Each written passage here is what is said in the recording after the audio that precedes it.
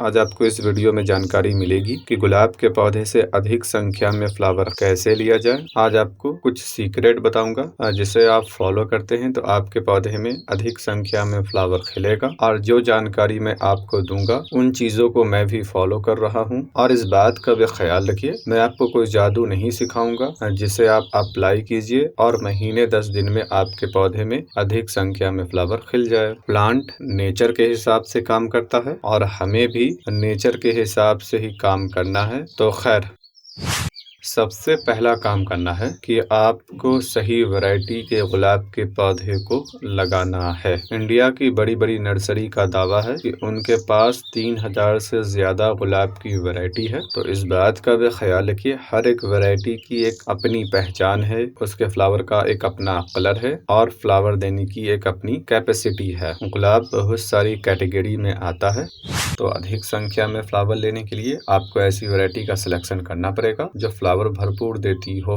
जैसे white colour में टीने के और व्हाइट पर लाइट ग्रीन कलर मिक्स होता है। और ये वैरायटी आपको किसी भी गुलाब के शो में आसानी से दिख जाएगी। और रेड में इंग्रिड परमेंट, ये भी एग्जीबिशन लेवल का गुलाब है, फ्लावर भरपूर देता है। ऑरेंज में बोरा बोरा, लाइट पिंक कलर में सदाबहार, फ्लावर भरपूर देने में मशहूर है। इसी टाइप की ये कुछ वैरायटी है, इसका आप स्क्रीनशॉट ले लीजिए। इन वैरायटी की खासियत यही है कि इसमें फ्लावर अधिक संख्या में खिलता है और ये सभी एग्जीबिशन लेवल का रोज है। यानी कि जो आप गुलाब एग्जीबिशन में देखते हैं जिसमें भरपूर संख्या में फ्लावर खिला होता है, वो वैरायटी इन्हीं में से होती है। इसके अलावा ये कुछ कट फ्लावर की वैरायटी है, इनमें भी फ्लावर भरपूर खिलता है और फ्लावर देखने में खूबसूरत दिखता है। इसके अलावा ये जो गुलाब जो आपको किसी फ्लावर शॉप पर आसानी से बिकता हुआ दिखता है, ये डच रोज है। इन फ्लावर की खासियत ये होती है कि ये धीरे धीरे खिलता है और फ्लावर की लाइफ लाइन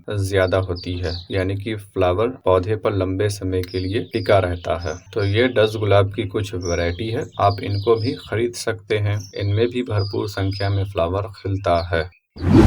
दोस्तों, इसकी वैरायटी बहुत अहमियत रखती है।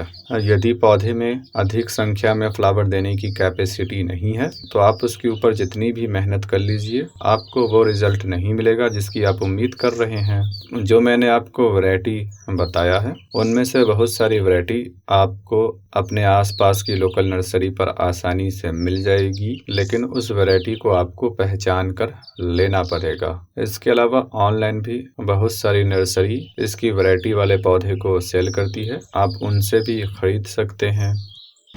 अब दूसरा ख्याल रखना है कि इसे सही पोटिंग मिक्स में लगाना है। इसकी पोटिंग मिक्स को ऐसा होना चाहिए जिसमें पानी ना रुके और हल्की हल्की सी नमी रुकी रहे और साथ ही साथ में इसकी जड़ को ऑक्सीजन मिलती रहे। इसके लिए बहुत सारे टाइप की पोटिंग मिक्स है, लेकिन सबसे बेहतर इसका पोटिंग मिक्स है खंगर, जिसे सिंडर के नाम से भी जाना जाता है। मैंने 2-3 महीने पहले खंगर में कुछ पौधों को लगाया है और मुझे मिट्टी के मुकाबले में बेहतर रिजल्ट मिल रहा है। अभी पौधा छोटा है, इसलिए मैं पौधे से फ्लावर लेना नहीं चाहता हूँ, लेकिन खंगर में लगे पौधे में एक दिक्कत है, हर 3 से 4 दिनों के अंतराल पर इसे खाने की जरूरत पड़ती है और हमें खाद और फर्टिलाइजर देना पड़ता है। मिट्टी की तरह नहीं कि हफ्ते में 1 दिन दे दिया और उसका काम चल गया। तो यदि आप कम समय में बेहतर रिजल्ट पाना चाहते हैं और थोड़ा खर्च भी करना चाहते हैं तो आपको गुलाब के पौधे को खंगर में ही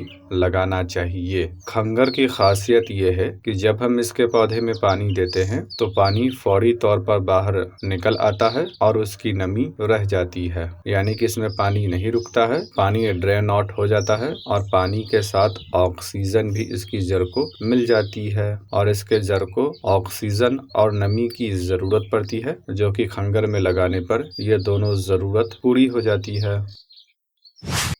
तीसरा ख्याल रखना है कि अक्टूबर से लेकर मार्च महीने तक पौधे को ऐसी जगह पर रखना है जहां पर सबसे ज्यादा धूप आ रही हो। यदि आप इसे कम धूप देते हैं तो पौधे की ग्रोथ कम होगी, ब्रांचेस लंबी लंबी होगी लेकिन पतली होगी और पौधे में फ्लावर बड कम लगेगी। इसीलिए अक्टूबर से लेकर मार्च महीने तक इसे फुल धूप में रखिए। यदि आपके शहर में अप्रैल महीने में भी मौसम सही रहता है और गर्मी ज्यादा नहीं पड़ती है तो अप्रैल में भी इसे फुल सन में रख सकते हैं।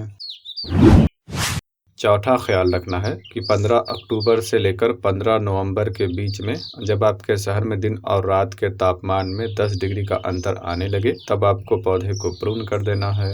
जब आप इसके पौधे को प्रून करेंगे तो नई ब्रांचेस निकलेगी और गुलाब के पौधे में नई ब्रांच में ही फ्लावर खिलता है। गमले में लगे पौधे की हमेशा सेमी हार्ड प्रूनिंग की जाती है, और यदि आपने पौधे को जमीन में लगा रखा है और उसकी उम्र 5-6 साल से ज्यादा है, तब आप जमीन में लगे पौधे की हार्ड प्रूनिंग कर सकते हैं, लेकिन गमले में लगे पौधे की हमेशा सेमी हार्ड प्रूनिंग की जाती है।